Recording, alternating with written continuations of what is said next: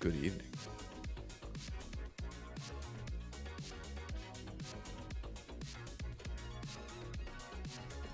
Sup, brother?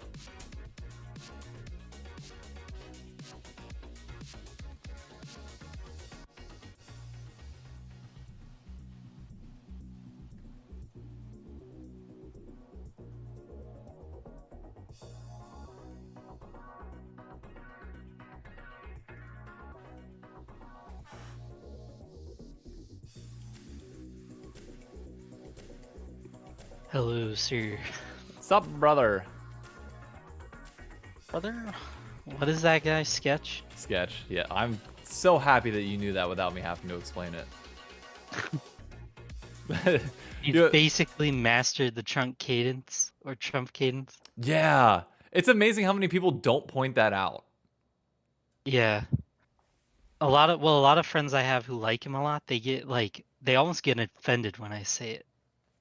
That he's like mastered the trump cadence. He has. I They're mean, like, when you hear him talk normally, it's like, dude, it's an act. Like, he's intentionally trying to sound yeah, like Trump with a tick. yeah. He's 100% trolling. All the time. And I love it. He's funny though. Oh my god, do I freaking love it. Yeah, he's really funny. Him and Jinxie streams might be my favorites. My favorite thing as of late. For sure. I agree. Yeah. Oh, I forgot to turn on my camera. Oops. I might not be at it for a minute because I wasn't able to make food yet, and I just did like a workout, so I'd like to make food too. So I might mute my mic and like talk, you know what I mean?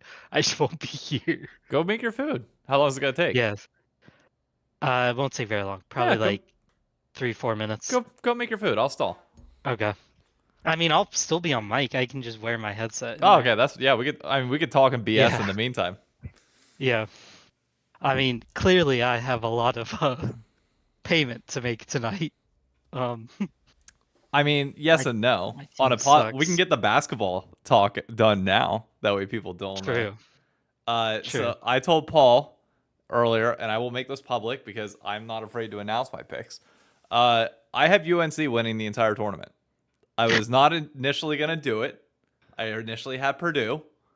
But because Paul is not putting a bracket in the challenge, I feel obligated to represent him on his behalf. Which I do actually, I guess. So what I do, because I don't want to be a complete liar to people, but I do not I only do the bracket for the $1 million, right? Yeah. Like, that's it. So when I tell people I don't do a bracket, it's like anyone who invites me to their work thing or friend thing, I deny them. I do one bracket for the challenge because who doesn't want a chance at $1 million? I'd be stupid not to fill out one because if I get even remotely lucky, I get $1 million. Like, remember the year that Warren Buffett offered a billion? Billion, yeah. Bro, that was That was the most insane timeline ever. He Like, claims that it's a lifetime thing. Like if anybody ever gets a perfect bracket. I mean, it's never happening. Yeah, Like, well, it's not going to. no. What But the closest somebody's ever been is Final Four, and even then, like they had the long shot winning it all. yeah. And I I don't fill out like Carolina winning like meme brackets because I just don't want to risk it. Like I feel like it's too much risk to take on for my boys. I mean, that's fair. I just go by the trapezoid of excellence, then I'm fine. The trapezoid of excellence is kind of cracked. Like It kind of is. it's very right most of the time, and I mean really all the time. And it gives you a good idea of like who can play up to their level and who's like actually good. That the Ken Pon ratings, the fact that you have to be top 25 as of week 12 in the AP polls, like Yes. there's so many things that like when you're dealing with 20 out of 21 of the past winners all hitting these requirements, Yes. you do it every time. Like you just follow Yep. it. You take a shot in the dark at one of the 5 teams that meets the criteria, and voila, you got your winner. Us being a tier 2 does make me semi sad. But I wish we were tier 1. but a tier 2 team has won in the last 6 years. Only once, Yeah. but still. And I, Carolina being a tier 2 is kind of just how it is right now because the ACC is like weak. not good. Yeah, you guys are weak. And I was surprised by how many SEC teams I saw relative to ACC teams. it's weird because the ACC destroyed the, well, I don't want to say destroyed, but they pretty handily beat the SEC in the ACC SEC challenge too. Yeah, but how long ago Like, was that? I mean, it was like, yeah, it's like a December thing. Exactly. And Florida, here's my problem. I was actually going to take Florida to potentially go all the way had they won the SEC tournament, but we lost one of our best players. Oh, you did? Yeah, our center broke his leg entirely, so he's out for the Well, tournament. yeah, that will, yeah, broken leg will make basketball harder. A little bit. So like Not many. they were going to be like my deep loyalty team because they were right on the edge. And then they just kind of dropped the ball, and it's like, well, never mind. And I don't feel comfortable taking Auburn all the way because Yep, Auburn's not a basketball school. Are you kidding me? absolutely not. They are a, well, They the one were thing they about were a Auburn football though team. is they're getting there because Bruce Pearl is so good. Yeah. But the one thing about Auburn that's weird is like they're really good at both things, right? Like defense and offense, but they're not like the best at it. Like Carolina might struggle in close games, but it's like that weird like I half jokingly said the argument yesterday, but it's also true. Like most of their losses are close games. They just somehow if they're like losing, they keep it close. If they're winning, they just annihilate you. That's just Yeah. what they do. So they're tough to judge. And Auburn's the exact same way. Like if they're losing, they keep you kind of there. If they're winning, they blow you out a lot. So the efficiency metrics love them because 20 plus point wins are like a huge Yeah, deal. but the SEC you can kind of write off because the SEC just plays at such an insane tempo that is impossible for them to replicate in the tournament. The second nerves get involved, like it slows down, and the high like a lot of the SEC offenses rely on that high tempo. They rely on a Yep. lot of shots being taken, a lot of motion back and forth. They'll wear you out in the regular season, sure, but they will not be able to hold up in the tournament when it gets clutch, when nerves start happening. You're not being as aggressive on it, and that's why like you see Kentucky have some of these like really bad upsets in the tournament. It's like that's SEC ball when it gets slowed down, like that just Yeah. every time. Like Bama worries me because Bama's pace is really fast, which is cool, but their defense is so bad at recovering to their pace that it's like, I mean, if they played Carolina, like it'd be one of those shootouts that Carolina would be like, "Oh, you want to run with us? Then we'll show you how we run." And they're gonna just like absolutely sprint them down. Like they're gonna be like, "Good luck recovering. Your big men can't guard the paint against guards, which is even worse for you." Like Carolina can slow you down too, which is even worse. Like they can't at some point in the game, they're just gonna decide, you know what, we want to play like slow ball, so we're gonna make you try to guard Baycott down low, and The Eastham thing, can tell, or UConn can do that really well too. yeah. UConn's probably the best team, TBH. Well, yeah, Like they're it's the gonna number take an they're the upset. number one seed. No Well, shit. that's true. That's true. My Like, bad. I just mean like they're like one of those one seeds where it's like, yeah, they're every bit of that number one. I just don't see them defending though. Like It's really hard it's to win so twice. Yeah. rare. It's what? When was the last time we had back-to-back champ? Was it Florida with Jakeem Noah? Yeah, like yeah, you're impressed at my limited basketball knowledge on that one. At least Well, I just was a like, little. you should know. Yep. I was like, good job. You know. I Yeah, know. you guys had Joakim Noah and Al Horford. Yep. Like, We were a little goated there for a bit. yeah, you literally had like an NBA team. I forgot who else you had. You had one other dude who was a solid career. Fuck. It was the. He was like a forward, I think, or a guard. He was just so athletic, but I'm trying to see. I need to know who the player was.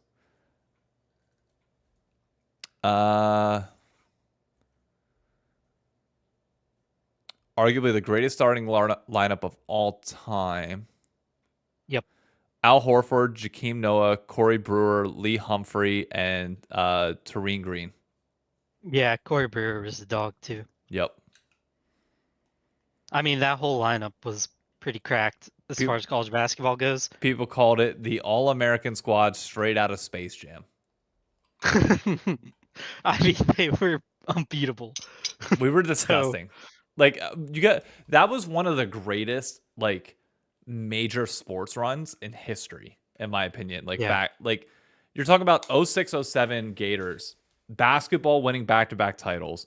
You have Tim Tebow that comes in on the back end of that, wins a national title, wins two Heisman, or no, two titles, one Heisman.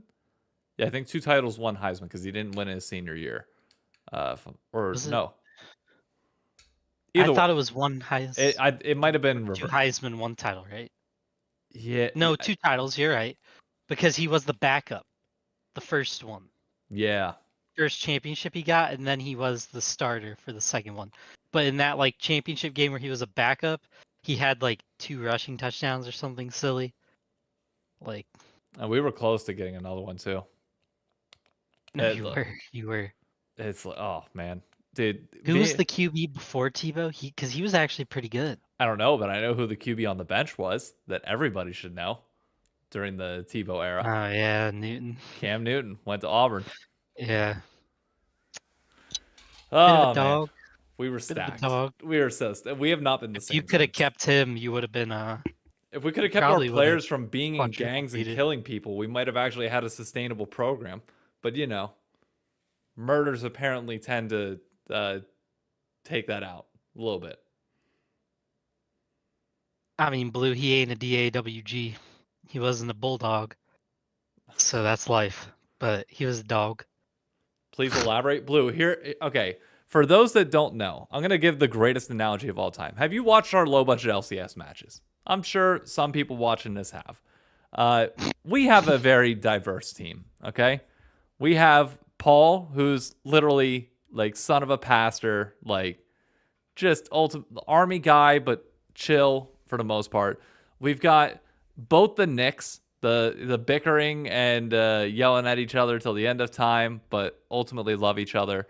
We have somebody that constantly wants to end game, in game, of course, in top lane. And then we've got me just dealing out endless amounts of hopium. That was the Florida Gators lineup when we were playing our prime era of football. We had Tim Tebow, the pastor, leading it all. You had a coach covering up scandals left and right. You had a murderer in Aaron Hernandez. You had the Pouncey brothers dealing cocaine out of their dorm room. Okay? You had Percy Harvin, who was high as a kite the entire time. I don't think the dude was not sober for more than like probably 5-6 weeks of his life, if that. And I say that because my cousin went to high school with him at Kellum in Virginia Beach. So yeah, we are the Florida Gators of 2008, 2009 of the low budget LCS. Uncontested, hands down. That is us. We're running it all the way to the top, and we don't know how, but we are. Yeah, I told like Bert and all them and Kenta, I was like, at this point, if we lose, like, it's only gonna be like the most painful time of the year. Like, we're getting close to the point where like we're gonna go undefeated, and we're gonna like either just win playoffs and never lose and never experience what that's like, or we're gonna lose and it's just gonna be absolutely flooring. It's going to be like the worst loss you could ever imagine. Mason's going to die like 6 times in lane, but not be able to recover. I'm going to die like 5 times from a Tristana jump in that I just can't seem to learn from. You know, just the normal day on the Rift. Oh, man. Anyways, we got a lot of LCS news to get to, so your unofficial welcome to the Crossover Podcast. I'm still keeping all that intros in here because, you know, we talk about literally anything. As I mentioned in the tweet, as much as I would love to talk about the Chainsmokers who are going to be dropping their new album soon and release the first teaser on TikTok today, which I was really happy about. Let's start with the least controversial news of the day. Did you know that there's a dude that's lifting weights every day until the Riot MMO comes out on TikTok?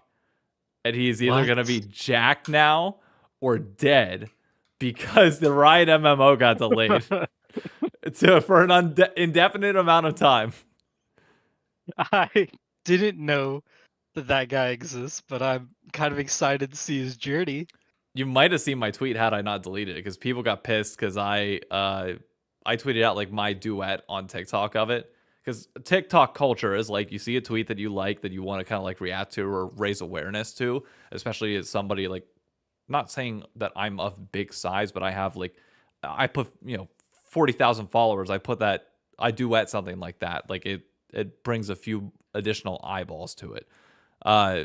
So I posted that to Twitter and people were really pissed at like, this is the laziest reaction content ever. I was like, wow, it's not I'm not trying to do reaction content. I'm just trying to share something that I love. Is the post arguably cringy for Twitter standards? Sure. You watch it on TikTok, it's a normal day. But regardless, like the point is, I found it hilarious that there's a dude that's going to be working out for 10 years now as we wait for this goddamn game. Mm-hmm. And LS cries himself to sleep. That was an interesting one. Blue's saying like crying over an MMO does seem like a lot, but I know people have their like passions. Yep. I'm not one of those people who hears an MMO isn't coming out for a few more years and goes, well, this is it. It's not the crying Taylor Swift fan outside the venue video. Definitely not me. Definitely not me. That video, aren't her friends laughing at her? They were holding it back. Yeah. Yeah. They're dude, laughing. Wait, you've never actually seen that video? No, I've seen it. Oh, okay. I was gonna say. Like she starts going, oh. Yeah, and her friends just and her one friend on the side goes like, and then the other friend goes, and they're going, "Are you okay? Are you okay?" Like, I don't know. Everybody has their thing, but you know who doesn't have their thing? The MMO people. Yep. We don't have a thing. I'm part of that gang. Was that going to be your retirement plan? I mean, that was, yeah. I was like, we win this series, we win LBLCS, and then I just go play the MMO. Like, life's good. Watch Arcane, play the MMO. Now it's gonna, it's gonna be at least until 2030 that you get an update. It's not happening. You don't think it's happening at all? Happening. It probably will happen, and I'm just being over the top, but I've given up. Like, I can't care, dude. It's so doomed. It's gonna be interesting to see how they wait that long of a period of time. I mean, they have the IP elsewhere and like the titles to keep League lore relevant until that point. But the longer you delay this, the higher expectations get. And I'm worried that they're going to be stuck in development hell soon, where it's like, we have to do something unique. And it's like, maybe people, all they wanted actually was just like a League of Legends version of something that we're already familiar with. Like, maybe, Yeah. I don't know. I guess that's not the Riot way, but like, No, I mean, you're right. Like, they want to redefine the genre, which I get it. But most of their side games so far haven't been like TFT didn't redefine uh that genre because like it was just a spinoff of that Dota 2 chess, whatever. I can't well, auto chess. auto chess, yeah. That I consider Riot to be the Apple of most video games. Like, how many games are they coming in and like actually like presenting a brand new idea that is like groundbreaking with a new genre that nobody's ever heard before, like brand new? It's like, no. They're putting that Apple like heavily polished, well flushed out touch on things that other people were doing. That was the nature of League because League came after Dota. That's the nature of TFT because TFT came after the auto battlers that already existed in space. Same thing with Valorant coming after CS:GO. This 2KXO or 2XKO, whatever the name of the game is, like, they're not. I mean, I don't know if the tag team element of that is reinventing the wheel in any way, but I'm sure some other fighting game has done like a tag team thing before. I would assume. Like, I don't know. They're the Apple of game developers. So like, it doesn't surprise me that they push it off if they don't feel like it's going to be like up to their standards. But I don't know. I mean, even Valorant like isn't like I wouldn't say any game they've made other than even League. And was League really a complete redefine of the genre? I think they're just the most popular in that your Apple like point is what it is. Like they just come into a genre that is semi self-established and they just make a game that gets way more popular. Yeah. Because they make it And they easier just for own people to it. play, easier for them to Yeah. understand and use, and they make the user experience pretty good. Yeah.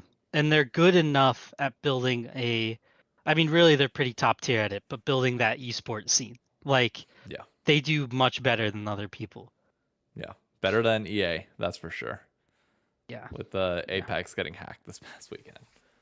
But I don't know. I think it brings up an interesting point though, especially like the LS tweet and like you said as well, of like the pressure is now on entirely the league development team to actually give us something massive here in 2025. Because I think the people can write this off, and I know Blue was like a little bit iffy on like me being as hyperbolic as I was, but I truly feel like we're on the pathway to getting there, where it's like you can only handle so much negativity, and you're now going to have a ground where people who realistically should have quit the game already, who should not be playing League of Legends anymore, but have no other alternative and are addicted to it, they can't say no. And they got nothing else to come. And this was going to be like their savior to get them off of it. It's no longer going to be there. So now you're just going to increase toxicity even further within people that should quit. They're still not going to. And then if this update doesn't do something massive for the community, like the backlash is going to be insane. Yeah. I mean, I don't know if I want to say they care and that they know it's coming, but they've been relatively, like, I don't know, they've seemed tone deaf almost to me, like A little sometimes. bit, yeah. I know Riot, like, knows things and they're a massive developer, so they're not too stupid. Like, you don't get that big completely on accident, but I mean, if we're being honest, they haven't been at the top of their game lately. Like, this season is better. It's probably more fun from playability standard, maybe just because I'm a support and you're an ADC, so it's probably less fun for you. But I mean, it's the same amount of fun for me as every other split. Like Mhm. I'll be honest, there hasn't really been a split that is more or less fun for me to play than any other. It's just like you just learn and adapt. Like it's the same thing. It's not that it's the same thing. It's obviously different every season. Different champions come and go from the meta, different builds, different items. But like, you're still going on to the Rift to do the same thing in the same manner. Yeah. The only time that things legitimately changed for me was one, when Clash originally came out, and two, the low budget LCS. Those fundamentally changed how I play the game of League of Legends. No, that's very true. Those two are a lot. Or, well, the LCS isn't even a part of the game, but yeah, those add a whole new element. If they add the Valorant system, like you were saying, for tourneys and stuff, that would be great. Like, that would help a lot, because my brother loves Valorant, and he loves that type of stuff that Valorant provides.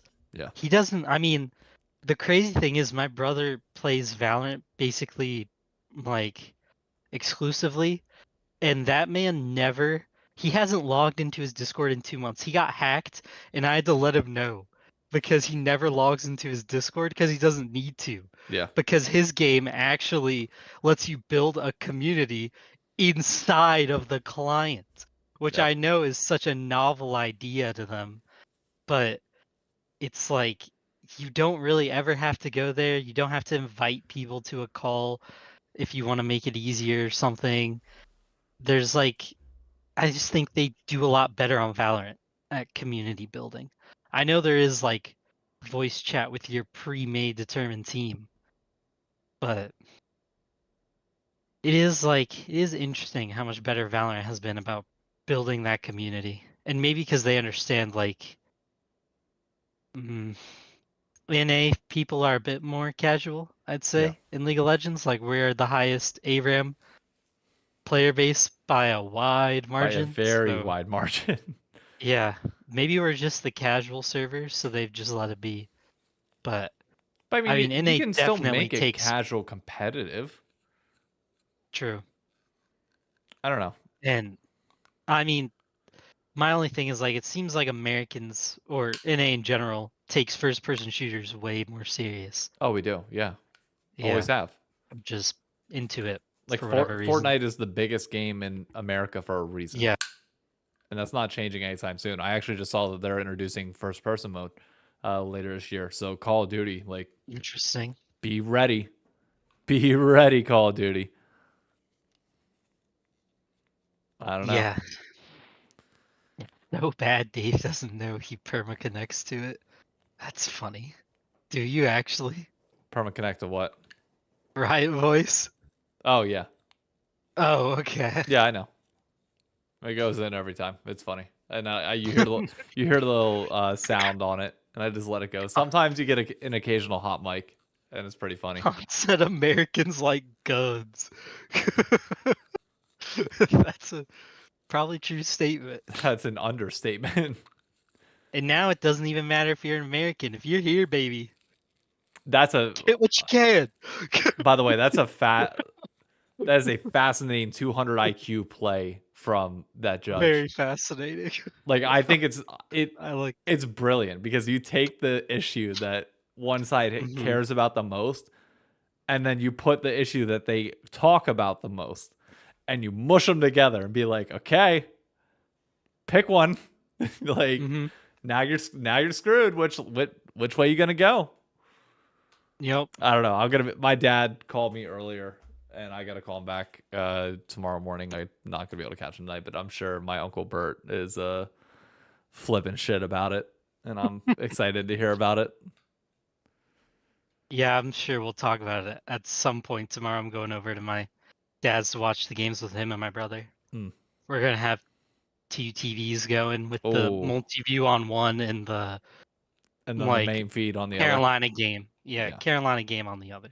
What time does Carolina play tomorrow? 2:30. Oh geez, they got an early game. Okay. Yeah, they play Wagner. If they don't win by 40, they're a bunch of bums. So. How many years has it been since we lost a 1 seed? When did Virginia get knocked out?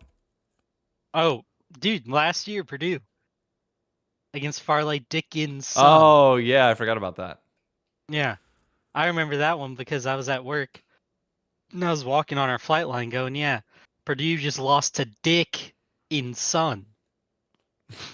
You know, like that's very prestigious school. Very Nickelodeon, is that what you said? I was going to. I stopped myself. No. Have you seen the dictum argument on Reddit? No. Luna, Somebody made Coco. a long post about how all upsets are based upon schools that have a phallic reference. Oh And they no. said big upsets: Oral Roberts, Oh Deacon's yeah. Son, St. Peter. They were like, Oh god. Did you see the Nickelodeon thing, by the way?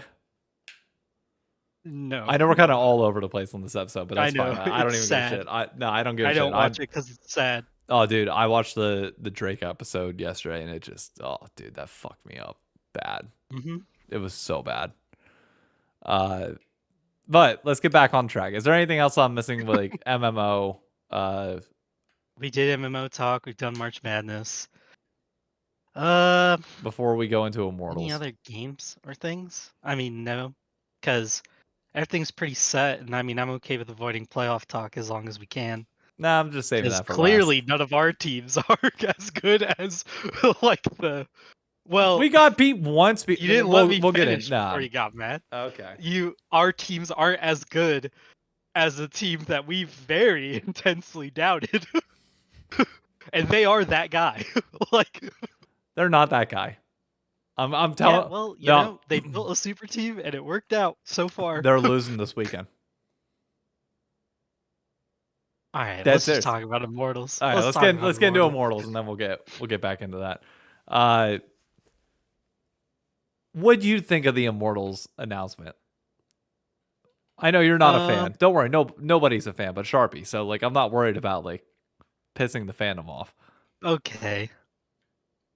I would say it was weird because I was reading about how like there was somebody referenced a post under it, and they quote retweeted something to reply or something, and it was how Immortals said like this guy had 2 years or something.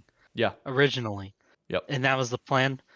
I get they didn't put a ton of stuff out. Maybe it was to protect him. Maybe it wasn't. But either way, like, you're already probably the most scrutinized org in the league right now, other than Dig. So it's pretty bad. Like, how they went about it wasn't good. Of course, it doesn't help when the media people are mad at you too. But I mean, it that was funny. part doesn't really. I enjoyed Degon throwing shade at the media. Yeah. That was funny. Mm-hmm. Like, that's a tough one because I don't care because I'm not in media, right? If they don't get their answers the way they want, I care more how they handle it because I'm like, how are you building a fan base if you're just firing dudes and giving people no direction? Yeah. I mean, I spent an hour and a half digging through YouTube Shorts, TikTok. I even checked their Facebook page, which they have a pretty decent Facebook page following, and nothing was posted. It was literally just that one tweet graphic. And Really? no fans discussing anything anywhere. Like nobody knew. Is like, dude, what? What is the plan here? Yeah. Not even that. I mean, Charlie, I'm really sorry for what I'm about to say. If you were in chat, I know you've been hearing me say it a lot, and I know it's probably pissing you off, and I'm really sorry. What good is Immortals in this league anymore? What are they doing here? Yeah, I mean, nothing. Like, the first iteration of them was a fun idea because they spent a lot of money at a time when everybody could get money, and they did a good job at getting it to look cool and have fun. But it was clear their owner was not a businessman, he was a dreamer, and he ran out of money very quickly. So they disappear, they get bought by whomever or whatever, and whoever bought them and whoever owns them now very clearly thought he could just capture the fan base back without having to win. And the big thing that made people like Immortals the first time they were in the league was they spent a ton of money to win and they bought good players. Like they had Wild Turtle, Huni and Reignover. So even TSM fans, which we clearly know now were like doing a lot of numbers back then, they kind of liked Immortals. We were all chill with them because we were like, whatever, you guys have our boy Turtle. We're never gonna hate on him. So they were chilling. It wasn't until they had to play TSM in like playoffs and they were super good that then you had to be like, okay, this is really difficult, like to beat them, that people started to even hate on them. But they were also getting a massive name for themselves. Yep. And they just haven't done that since. Like, honestly, not winning and joining a league unless you're K core somehow, like, will just kill your org. Like, even Giant X and LEC is just dead. Like, I don't know anybody who cares about Giant X, No. but K core, obviously, they have a fan base, but they did the groundwork for years in a whole separate league to get that. Well, the junior league, I guess, is not separate from LEC; it's attached, but you have to like grind to do that. Yeah. The only thing that they bring that I will give Con a tiny bit of credit for before immediately swiping it away, is that they're not bankrupting themselves to do this. But here's all I got to say to that. Motherfuckers, you could put me in and I know how to balance a budget and I could make sure that you get more of a fucking interaction on social media than anything Immortals is doing right now. Because I guarantee their legal department's blocking everything and nobody else really gives a fuck. They haven't built a following. Like, Yeah. I could manage a budget. It's not fucking hard. It's really not. So that is not a good enough reason for them to be a positive in this league, especially in a world where we're restructuring how revenue works and how it's distributed to teams. So they'll get a stipend, and they're basically 50% of the revenue pool they can't even access because they have no fandom, they have no team or no results that they can Nope. do anything with. Con says, you say that, David, but these orgs do not follow a budget. Again, not that should go to the owners. Like, you should be looking at owners and saying, you're hiring fucking incompetent people. Mm-hmm. Or you're not hiring enough people. You're not spending your money wisely because ultimately the CEO and CFO have to sign off on everything. Yeah, because you can't even, like, what could Charlie even do? Nothing. Like, not just defending him because he's our friend. Like, I'm about to read to you, since Immortals bought back in March of 2020, or in, whatever, like, 2022, you know, fall. This is their placements all the way to now. 8th, 10th, 5th to 8th, 7th, 7th, 5th to 6th, 9th to 10th, 10th, 9th, 9th, 10th, 8th. And that 8th that they just got is last place now. So, like, what do you do? What do you put on Twitter? For the past 2 years, they've been 10th, 9th, 9th, 10th, 8th. What do you put? Get them again next time? There's nothing to put. No. You can't type anything. And there's no stability. They're firing their coaching staff split over split. Like, they're finally starting to do content now, but it's like at this point, it's too late. Like, there is an element of like, if you're gonna come in and restart content, like, you really have to have like a knockout idea because the players aren't gonna be enough to attract people. You need a personality attached to it. And it's just like, I don't know what the freaking say. And Healy is a perfect example of what he just said. They're going to go crazy on Twitter because they can talk about something that's not themselves. They can't make themselves interesting enough for people to pay attention, but they can talk about everything else. That's a good point, yeah. Usually when he does his best numbers is when they're not playing. Because they have nothing to work with internally. Which to me means that your brand is dead. Like, it is unrecoverable. Yeah. It is done. It is like, it is time to chalk it up, like, toss it out, and get somebody else in there. Yeah. And you don't even need to stack trophies. Like, you just, like, obviously that helps, but FlyQuest has shown if you win at times, you will build a fan base. Like, you just have to have, like, high placings and look like you're trying your best to give people hope. Like FlyQuest does that. They've been building a fan base at your meet and greets and stuff, or your in-person like events. When you post photos, sometimes there's more FlyQuest fans than anything else there at this point. Like they're actually competing with C9 a little bit on jerseys. Might just be because they make cool jerseys or whatnot, but like FlyQuest fans show up to things. They're Yeah. getting numbers. Like you just need to be competitive.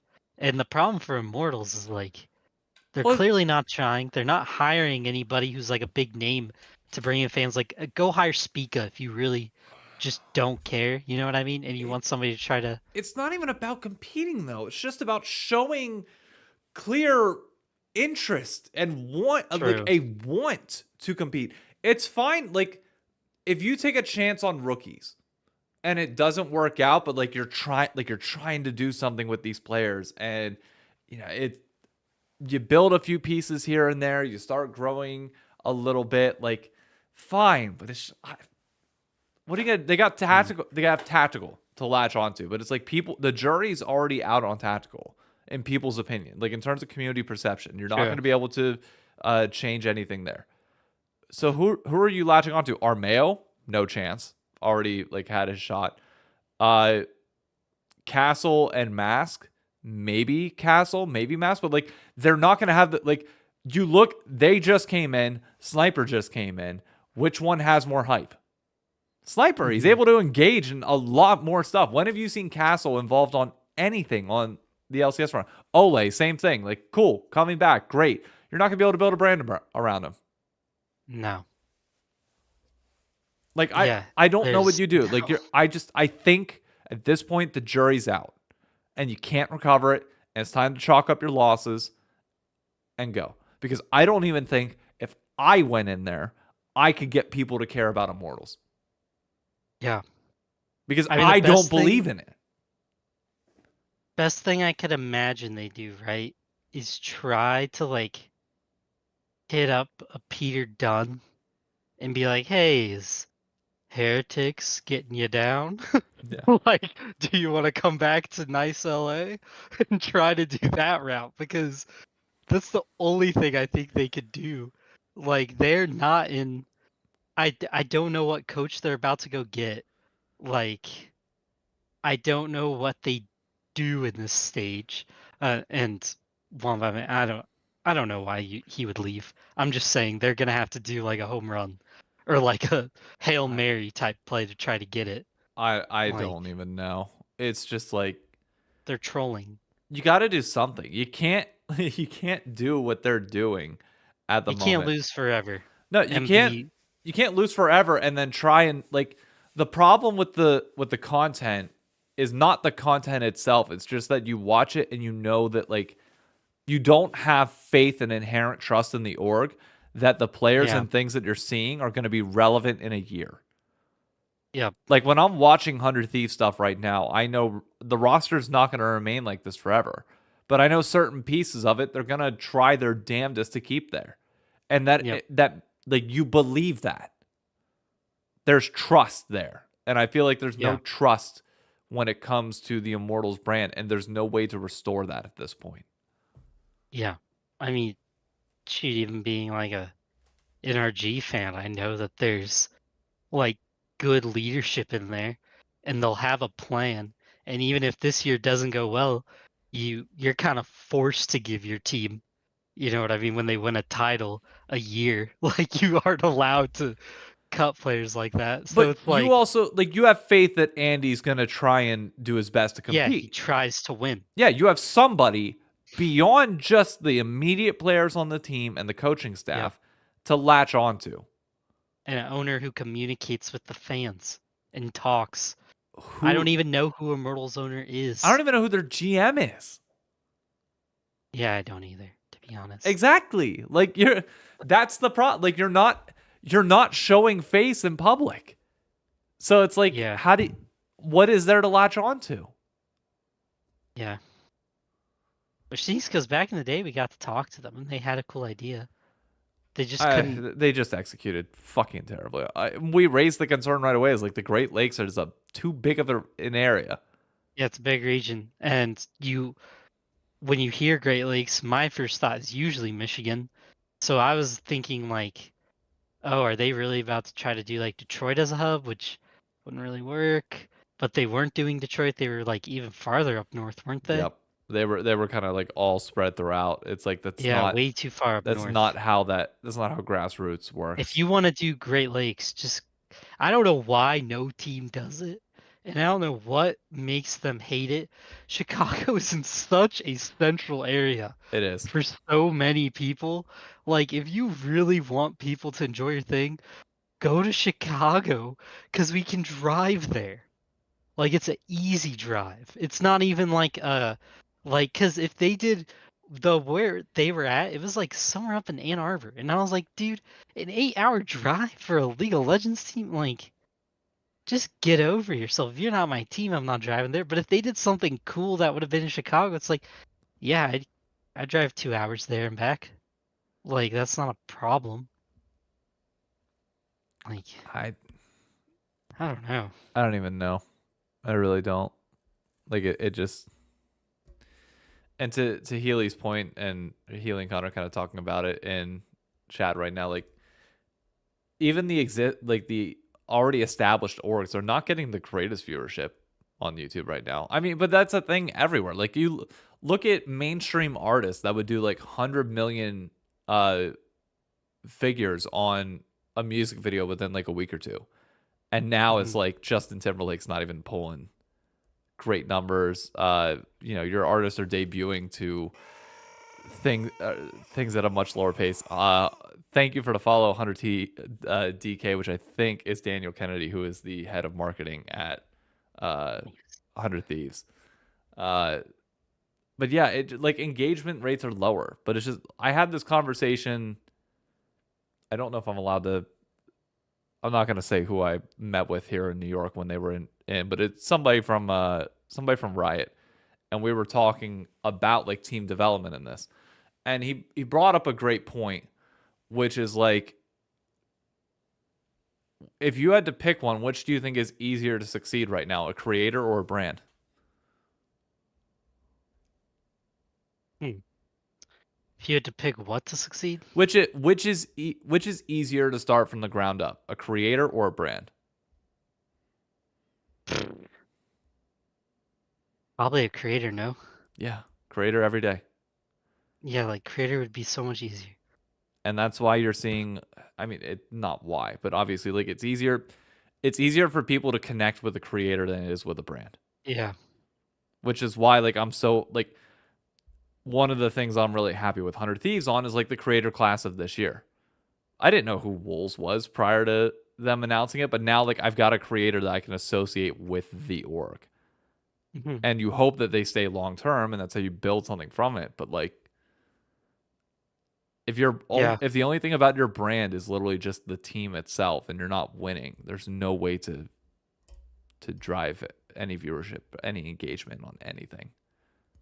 No, that's true. Like, yeah, brands right now, at least in esports, are like absolutely getting annihilated. I mean, it's just not working out. Like, I would say traditional stuff is still doing well. Like, traditional sports has just been around so Yeah. long that the brand is there. But Americans are so like state driven. Like it is very state to state if you want to get people into your thing. Yeah. And esports wants to be this only online thing, and that just doesn't function No. in American society. Like No. I will say competitively at least. I was kind of shocked when I went to the G2 Valorant watch party. I mean, I know G2 wasn't playing.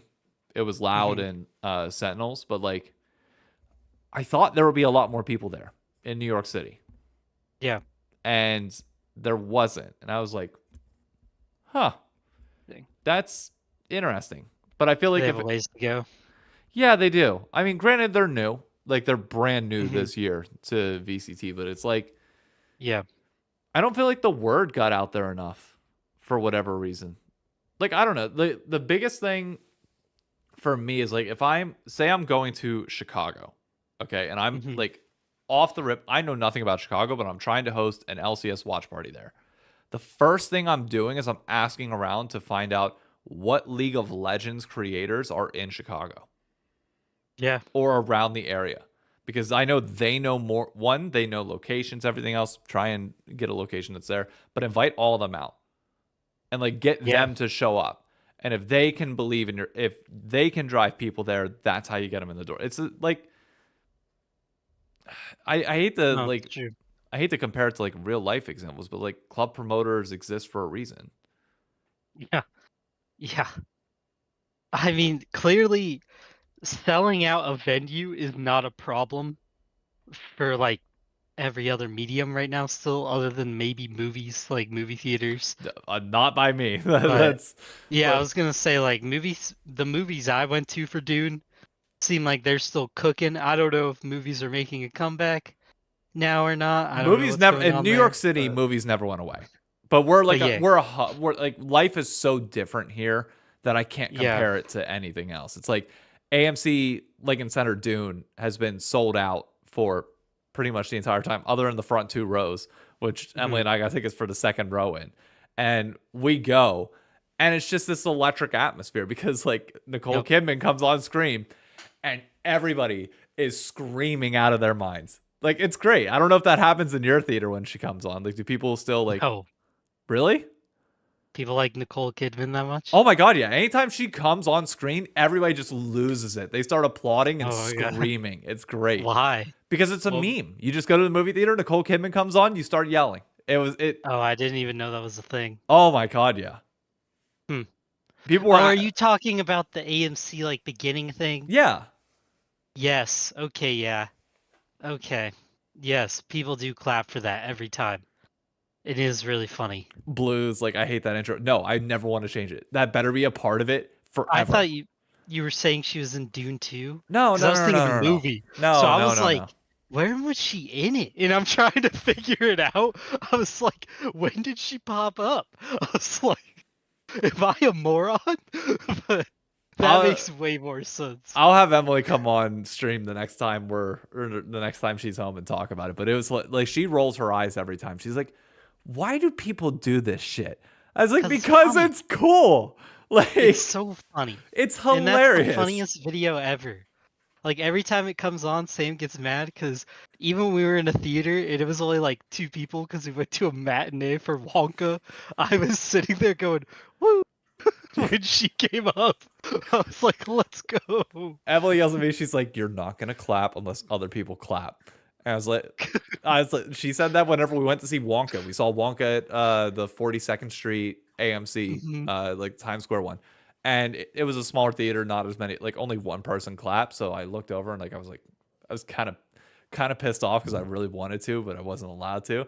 So Yeah, I instituted a new rule that she doesn't like. She thinks that I only want to go to Lincoln Center AMC because it has better the theaters. video. No, I go there because I know at that specific theater, everybody is clapping for Nicole Kidman when she comes on Yep. without fail. And it's worked like a charm. We go there every time. It's just like, But I will yeah. give AMC, bro, their subscription, like the yearly one, is low key top tier. Oh, Like dude, that we've thing had it is for 3 years. good. Or no, It's sorry, so good. we've had it since 2019 because I got my Endgame tickets when I Hmm. had A-list, but the system went down. AMC crashed and A-list people Oh, couldn't get tickets. So it's 9 a.m. and I'm at a client downtown. So yeah. I'm not near the theater. I call Emily and it's like, hey, you need to run to Lincoln Center right now. She's like, what do you mean? I said, if you love me, I never asked for this. Like I promise you I will never ask for it again because I know you're Yeah. sleeping. I need you to wake up, get in a taxi, go to the AMC Lincoln Center right now and go get 2 tickets for Endgame Friday the night it comes out at 7 o'clock anywhere in the middle. She's like, you're psychotic. Like that you're not seriously asking me to do it. I said, I promise I will make it up to you in some way. She gets Yep. a taxi up there. Everybody's getting out of taxis to go get tickets in person.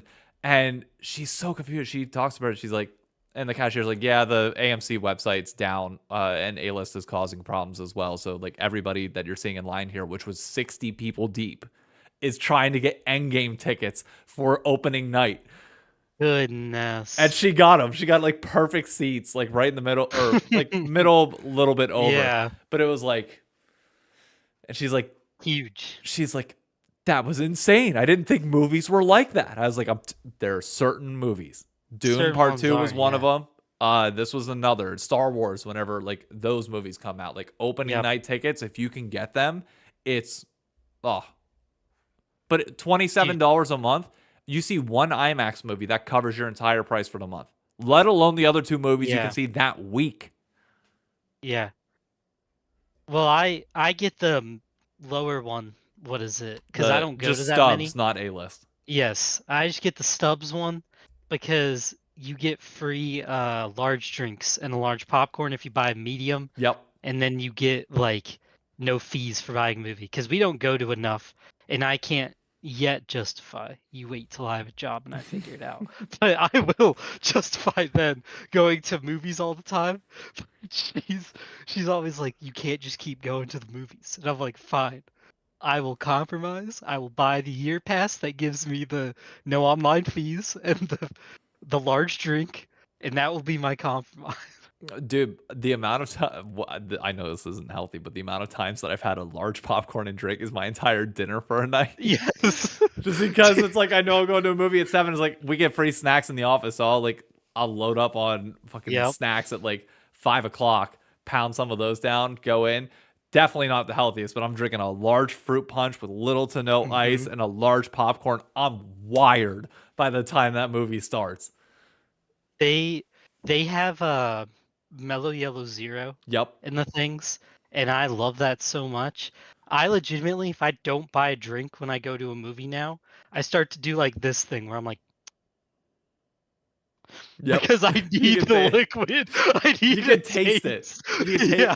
I I'm get. like, I this mix it isn't up right. between Minute Maid and High C Fruit Punch every time, Yeah. and then occasionally, if Emily's there, we get pink lemonade. But it's like I mix it up between those three, and it's like if I go and I don't get it, like you get withdrawals.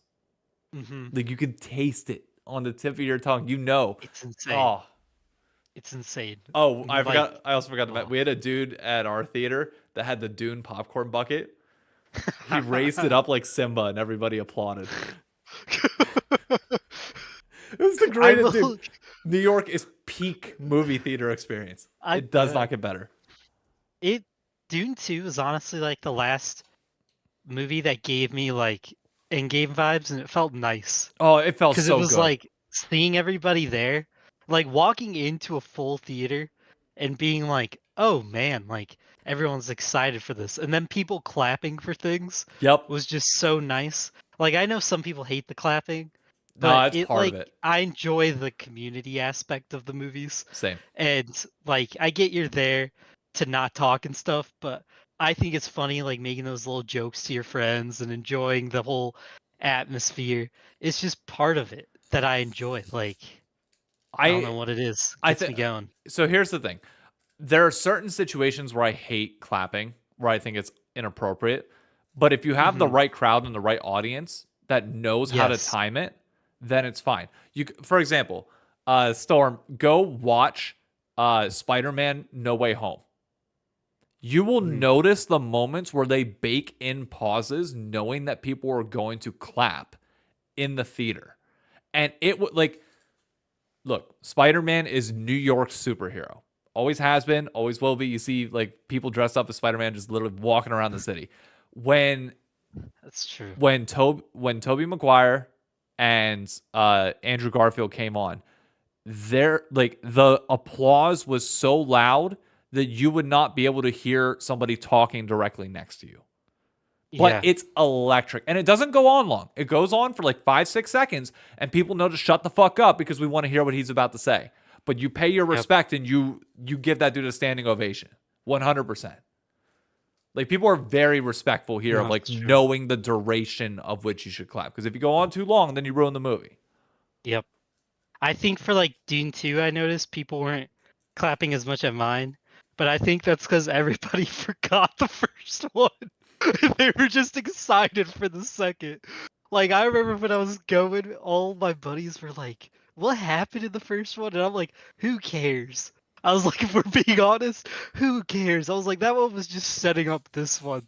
Yep. I was like, it was one of those like one cool fight scene at the end, a bunch of father-son talking and cool build-up. I know Jason Momoa was fighting with Timothy Yep. Chalamet, two hot dudes in capes with swords. I was like, that's all we need to know. Let's go.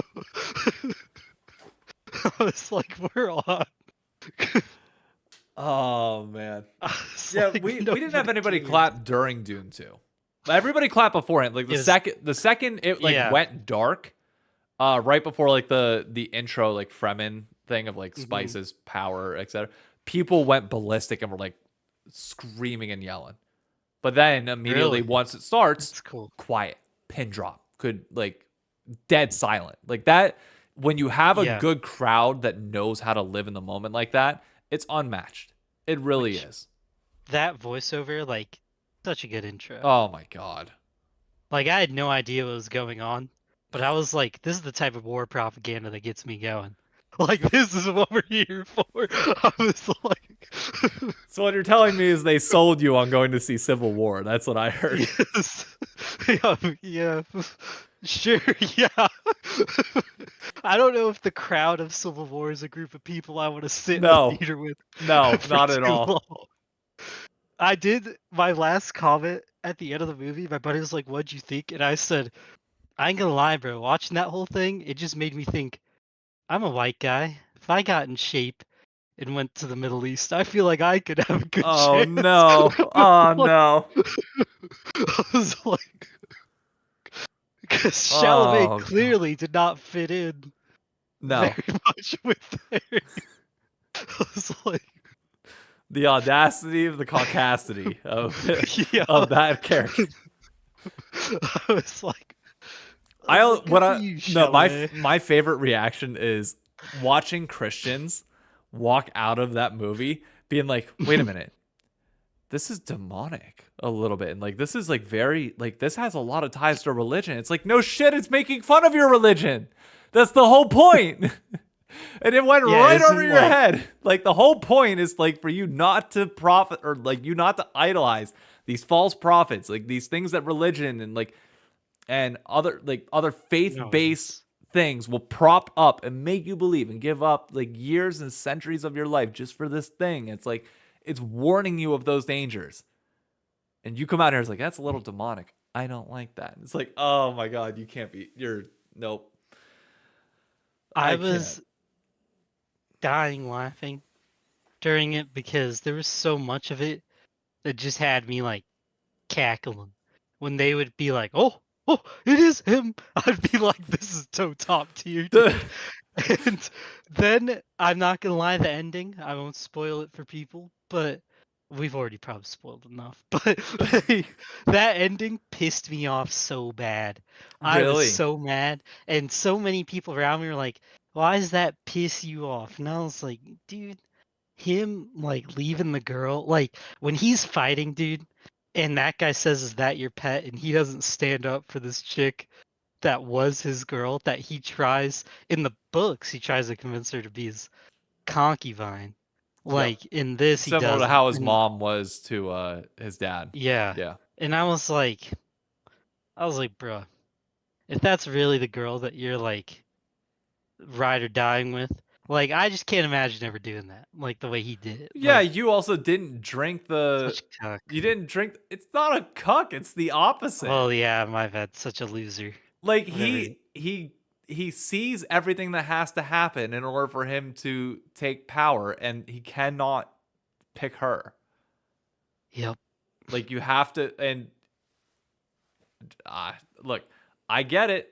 I know everybody's on Shawnee's side, and that's fair. It is. But he's not a normal person. You're acting as if he's a normal person making normal decisions. He's a fucking like he's somebody trying to become a god. He's killing the Paul name. Killing it. Wait until you find out how many people he kills. I don't care who he kills. I'm in the middle. Like, come on. No, dude. Okay, people in chat I'm clearly people in chat that don't want Dune Part 3 spoiled at all. Well, I don't want spoiled. Wait. Mute this. It's not. You know they Should go I to a mute? whole. No. Do you know how many people die in the Holy War? That is being like No, I set don't up. want to know. Okay. I don't want to know. I won't say anything. I won't say anything. Oh, okay. I was like, hold up, hold up. I was I like, I try forgot to you're avoid not them. on TikTok, so you don't see this. But like No. Well, I get the reels, but I just skip them instantly. Oh, If dude, they I ever can't. talk about Dune, I I skip can't. them. They're so good. Like the Paul Atreides edits are incredible, and then immediately afterwards you get the ones that talk about like Yeah, I Blue, can't. let's be honest. We ain't Nobody's reading. We reading ain't a reading book. books. We Who ain't reading a reads? book when they can make a movie that good. Exactly. Why would I spoil the movie? We're not reading a I said book. that about Harry. I did the same thing with Harry Potter. Everybody was like reading the Half-Blood Prince, and they're like, "Don't you want to know what happens?" It's like, dude, we're only on Chamber of Secrets. No, give me 10 years. Let me watch them grow up and Dude, watch this in the movie. We're not saying reading's not cool. Reading's cool for other people. I'm saying I go to movies that I don't want spoiled. So why would I go read the books? Like, I'm sure the books are cool, Yeah. but I got the gist. I Do you have know? the gist. Do you know how much harder Snape's death on screen hits whenever you're not thinking, this is how they did it in the book? Like, it hits so hard. I had no clue that shit was coming. I didn't know. Oh, that was so good. The chat's gonna hate us forever. Oh yeah, 100%. Oh man. I mean, come on, like, bro, I get he says that's what he saw, but you're telling me, bro, he couldn't think a little longer, look a little deeper. What do you mean look deeper? He saw every possibility. He saw everything, past and future. There has to be one There's not. that he gets for there. He would have seen them all. I think he's just doing it for personal reasons. I don't know. He saw Oppenheimer and wanted a taste. I get it, but like, yeah, okay, that's probably true. My bad. Yeah, we aren't talking about LCS playoffs. It's been an hour and 15 minutes, and we haven't even talked about it yet. Oh my god, dude, it's not our fault. The movies are so good. I know it's dude, it's so great. You know what else? You know what else is a movie? The Crash and Burn of NRG.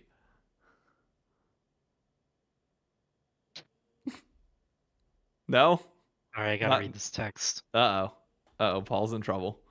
Paul's yelling. Too loud. I knew it. I get that text every now and then too whenever Emily's here. Could you keep it down just a little bit? You guys are being a little loud. You woke me from my nap. Yeah, I gotta quiet down.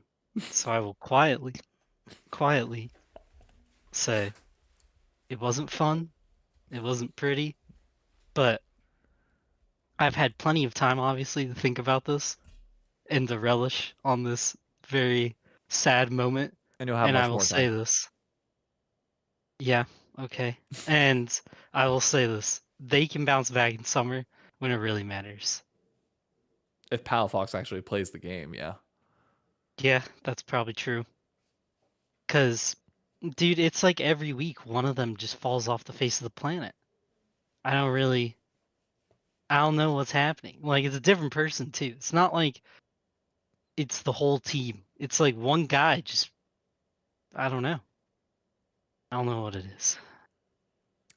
Yeah, I can think It's only been downhill since. I was gonna say I can think of one guy that joined NRG the split and has been causing nothing but problems the entire time. Well, I thought I'd join you for good karma. I left the negative team. It hasn't done anything for me. You could have done a thing. You could have joined us. You had the chance and you blew it. Yeah, that would have been boring. And I can just cheer for you guys now, I guess. I don't hate you guys. Obviously, I'm going to cheer for you, but look where that would have gotten me one step farther than where I'm at. Okay, so let's get into this weekend then, because I won't force you to stay on NRG. Do you actually think that Team Liquid beats 100 Thieves on Friday? Team Liquid beats 100 Thieves? Probably not. Although Liquid did have a good series. Like, against FlyQuest, and it was very fun to watch. And I think Liquid is, I would say for the most part, they're back. Like, and then they looked really good against Dig. Like, I, it's hard to hate on them, but the issue is like Team Liquid played FlyQuest well, and then goes down and kills Dig. 100 Thieves gets absolutely crushed by C9, but I don't know if I attribute that. I mean, I do know how I attribute it. I just think C9 is way better than I thought, and that playoff buff is real, and spring is their season. Like, they're split. They dominated all the time, so I don't know why I doubted them, if I'm being honest. And it's like, I don't know if I fully think Liquid, though, can beat 100 Thieves, because I think 100 Thieves, if they're playing the way they were playing earlier in the year, they're better than them.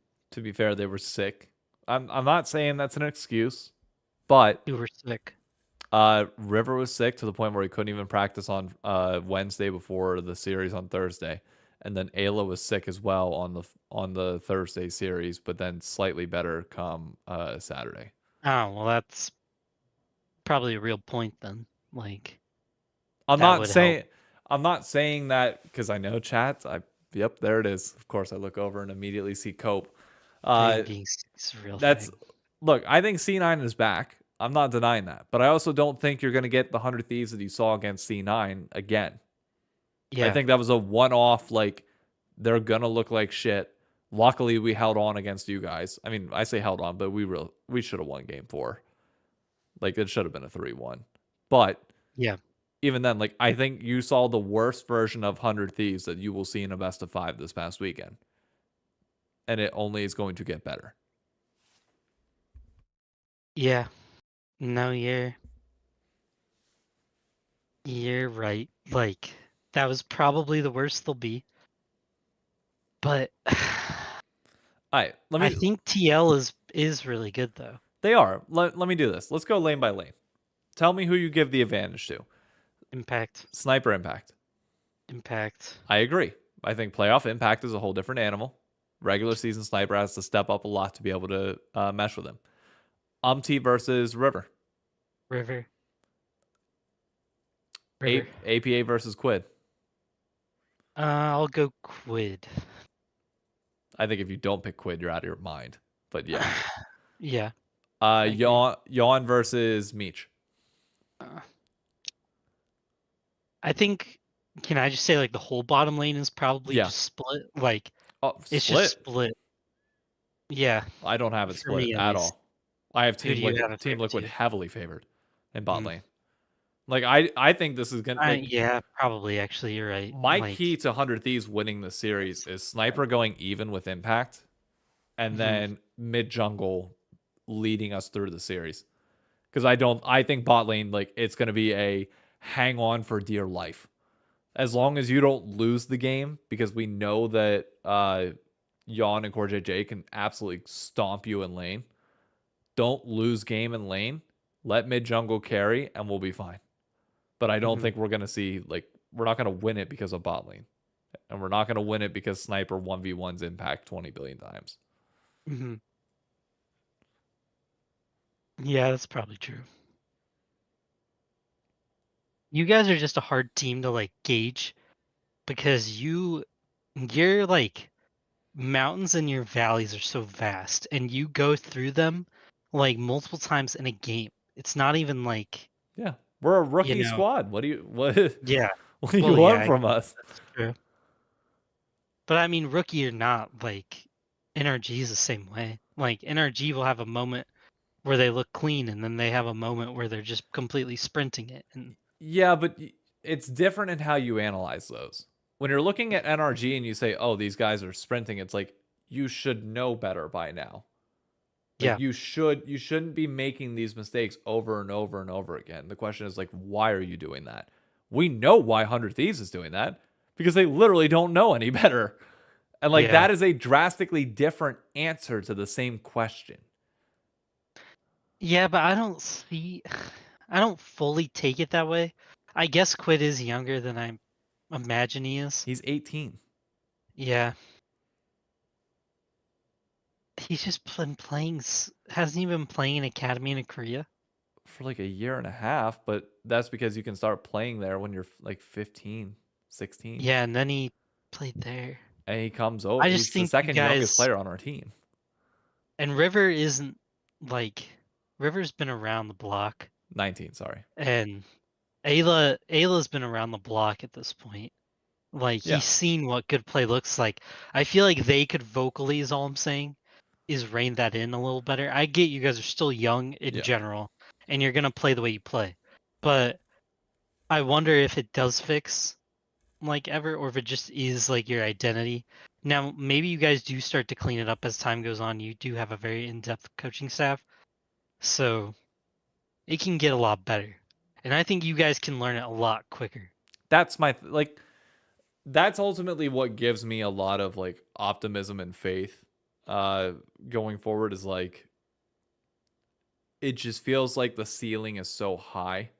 And while yes, the floor is low, I will take a team that has that potential upside every single time. We got the two Europeans are going at each other in chat over the pronunciation of soccer, and I love it. So, okay, final series prediction. Then I want to move us on to C9 FlyQuest briefly. Briefly, as we're an LCS podcast and we spent a whopping like 20 minutes. I know. I know. It's fine. Series prediction. 400 Thieves TL. Yeah.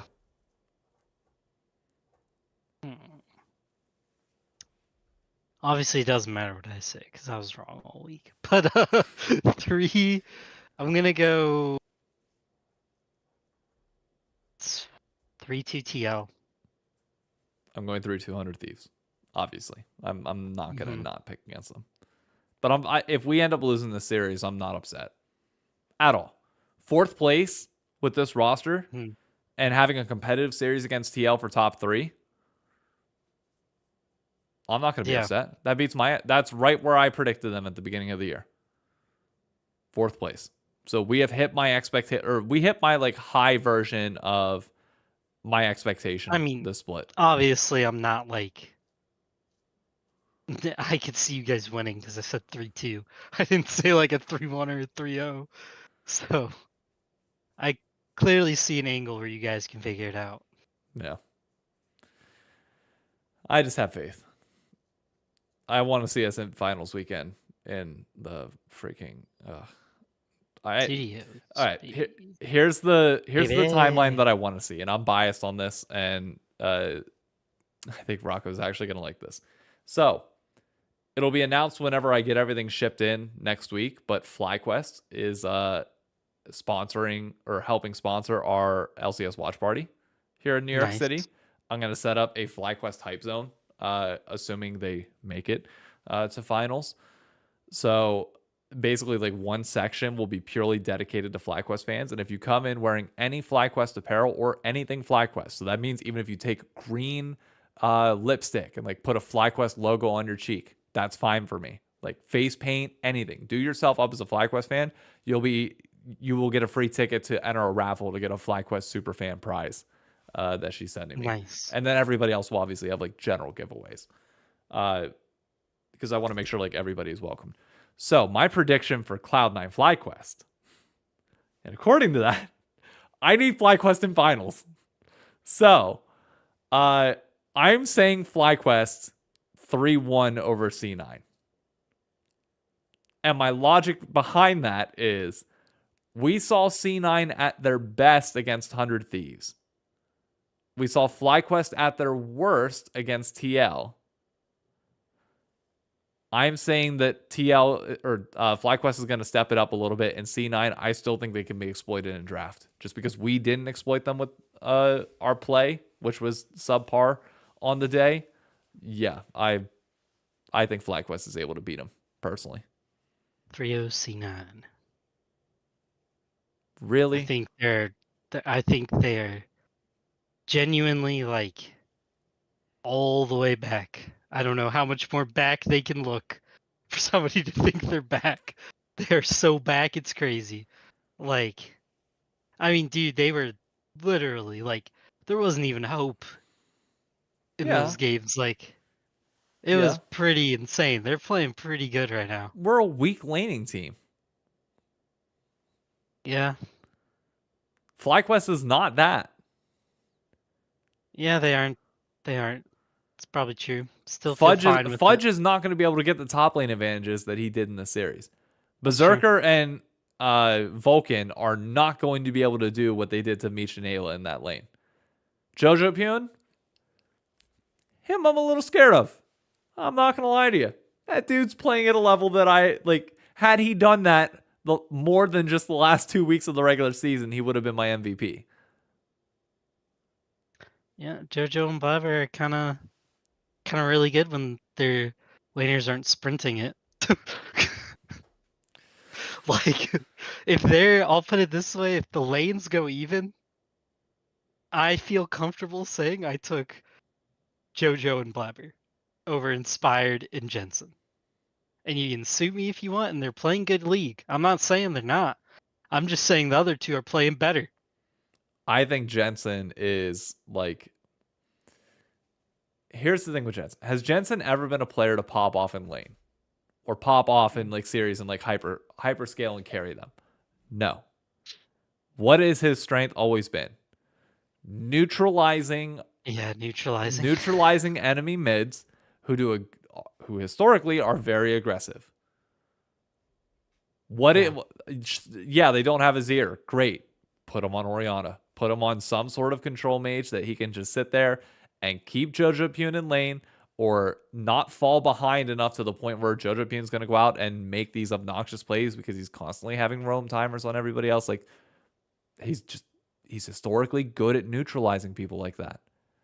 He's very good at it. So if anybody's going to shut Jojo Pyun down, or at least nullify him to the point where other lanes can take over, or other junglers, I'd say that. And I'd take Inspired over Blabber right now. I can let that be. I mean, I won't hate on you for that take. That's fair enough. I just feel comfortable that, like, C9 is playing with, like, some serious swag right now. Yeah. And I mean, narratively, when C9 is on, as you have stated in the past, right? Not a good comeback team. No, which is why I want to see them lose. Yeah, very good winners bracket team. Almost some would say unstoppable winners bracket team. Until they get the finals when there's technically no winners bracket, and then they... And also, if, like, Worlds were won in spring, they would have the most Worlds trophies ever. So they would be amazing. Really? Because they've gone to MSI and haven't done shit, so... Well, that's true. MSI is a... Nah.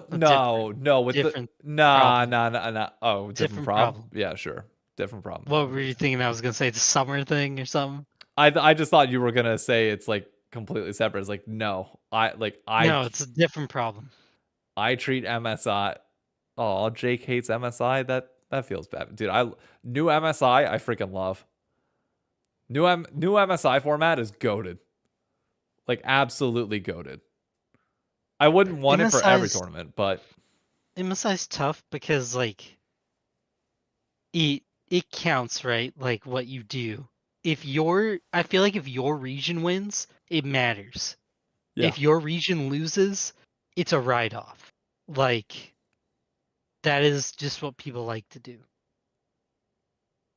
Well, no, you mean it was G2. It was G2 EG that played. And wasn't it because there wasn't a team there? Yeah, and that was also the old format. It's not the same. Yeah. It's, like, entirely a different format. And last year, MSI, like, you can't tell me last year's MSI. We get the worst goddamn draw for the bracket in the freaking world, to the point where EU and NA killed each other in the lowest bracket, which sucked. But beyond that tournament was great. When we took a game off of BLG, I was living large for a little bit. Mm-hmm. It sucks, though, that we're not going to be able to watch any of it live this year. That's the only downside. Why? It's in China. Oh. Yeah, I'm not Yeah. staying up for that. So I don't know if you want to do this or not. My plan is to wake up every day at 7 in the morning and watch it. Watch the highlights on Anivia. Yeah, If you want to join up, you're more than welcome to. I probably will. That'd be fun. That and what else? Like, what Worlds this year's Europe, so we'll get to watch it, Worlds, right? I will be watching every bit of it. Like that, I cannot wait for. It being in Europe is always nicer. You still have to wake up fairly early I because of the mean, way they do it, but it's not not that really. bad. Games don't start until like 10 or 11. Oh, it's 10 or 11. I At thought least in the that's what it used past to. they would start them like earlier. I mean, even I if they couldn't start them at remember. 9, like I I'm could be starting wrong. work at 9. That's fine by me. Yeah, that would be no big deal. Yeah. But it's yeah, MSI is a whole other beast. International events in themselves are a whole other beast. I know, but I For love it. us, they're very fun. I'm not saying they're bad. I just mean like the right now I'm just worried about who we're sending, and I'm not I worried don't about know. that yet. As a 100 Thieves fan, I can't be. Like at this point, I just have to take it Yeah, you one can't. series at a time. I mean, I know your season's done, so you have like the ability to like start thinking bigger picture. I can't yet. Yes. I just watched like C9 and the way they played 100 Thieves, I was like, man, they're crushing them. But the thing is, I can't get out of my head like how they were playing the whole year leading up to that. And Yep. I'm just like, how is their bot lane going to do internationally? Like, if they can get past this, obviously. Like, they have to get past FlyQuest first. But it's just like, I don't know. Okay, let me ask you this: if you got to None of our pick bottom lanes, really. if you got to pick any two teams to send to MSI, Mm. who would you send? Ay. C9 would be one, just to see JoJo out there. And I mean, honestly, probably FlyQuest and C9. I think it's got to be one of C9 FlyQuest 100 Thieves, in my mind. Yeah. I mean, you guys were the second I was thinking, but the reason I'd pick FlyQuest over you is because of just Yeah, I they know what you're just play saying. better. Yeah, they play better league. Oh, But Jake, don't even get me fucking started.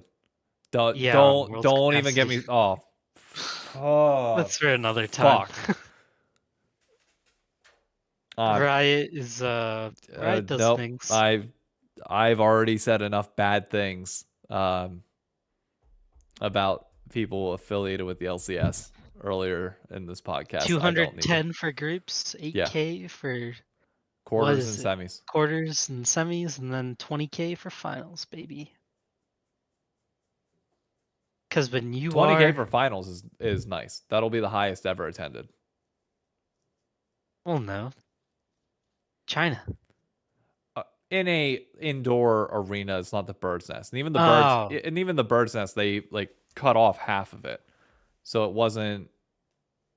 I'd like to know what they're at. If you look at the seating setup, no, you're fine. it was amphitheater style, like looking in on just a quarter section of the arena itself.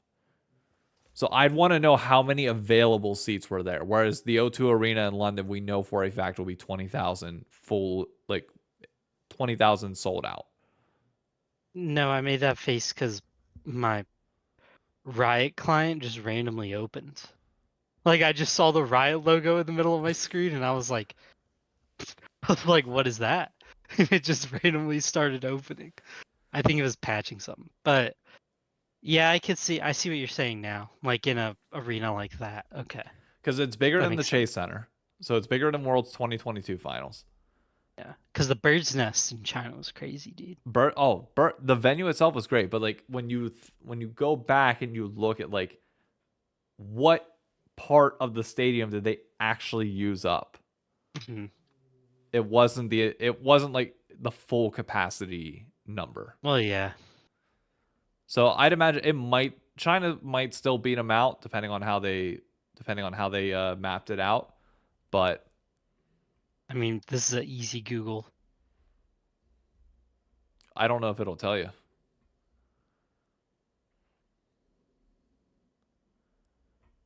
most watched. They just love saying most watched. Yeah, you're not going to be able to find like how many tickets were directly sold in venue. That's Yeah. not going to be a number that they'll publicly share. That's crazy because that's like such good marketing, like to say that every year.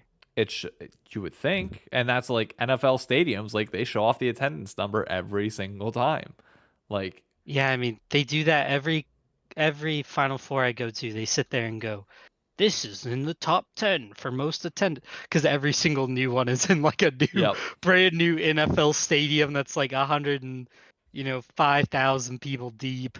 Every Pittsburgh Steelers football game that I've ever gone to, they always show the attendance. They make a guessing game out of it. It's like, guess today's attendance, and you pick the right one, and then somebody wins like free groceries for the evening under their seat. Like they pick one random ticket person, but it's like That's cool. They always keep the number there because it's like, we're come to the games. We want to make this number higher, right?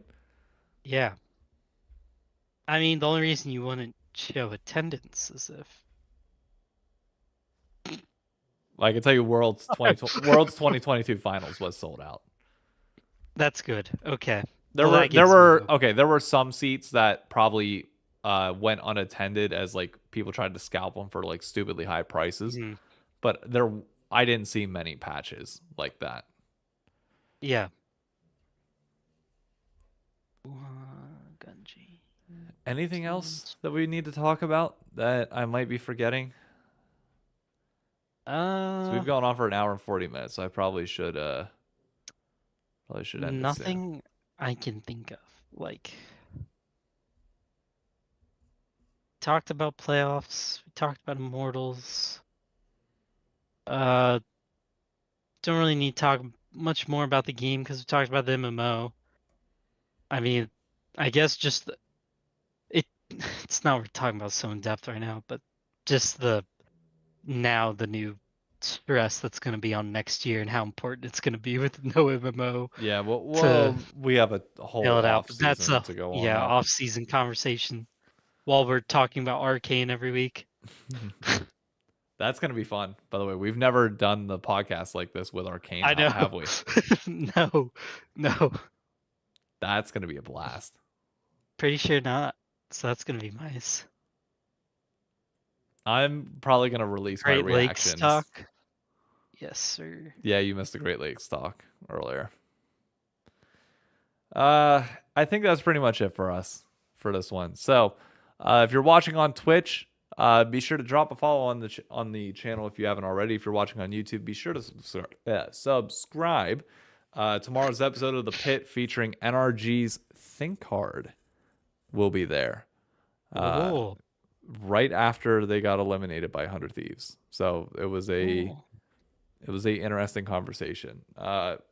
Sure. And then I briefly touched, I think, on LCS viewership. And then, I mean, if you listen to this podcast, it tends to be like a lot of the same stuff kind of repeated over again. But at the end of the day, like that video goes out to more people than see this podcast. Like that video ends up with like 700 to 800 views on average. So much bigger reach. Yeah. Meant to be. Yep. I bring you down. No. Are you kidding me? The podcast. No, podcasts just naturally do lower numbers, but they give higher revenue, which is interesting. Really? Yeah, because you have more time to run ads on. One person that watches an hour and a half of this is going to be worth more than 100 people that watch for 3 minutes. I didn't know that. That's interesting. Because you can run more ads over the course of an hour and a half. Good to know. Yeah. That's why if you ever notice YouTube videos hit that 10-minute mark, there's a reason. Well, yeah. I knew that one, but I didn't. I've always wondered why everybody does podcasts. Guess that makes sense, though. Make a good podcast, make a lot of money. Yep. More people listening, more people to hear ads over a longer period of time. Easier to monetize. That's it for us, everybody. We will catch you later. Be sure to follow Paul on Twitter at 23tarheels50. I think you probably know where to find me at this point if you're stumbling upon this video. So that's it. Adios. Bye-bye. Catch you later. See ya. Thank you, Elgato. Yes. Thank you, Elgato. Use code ZZShynock for 5% off.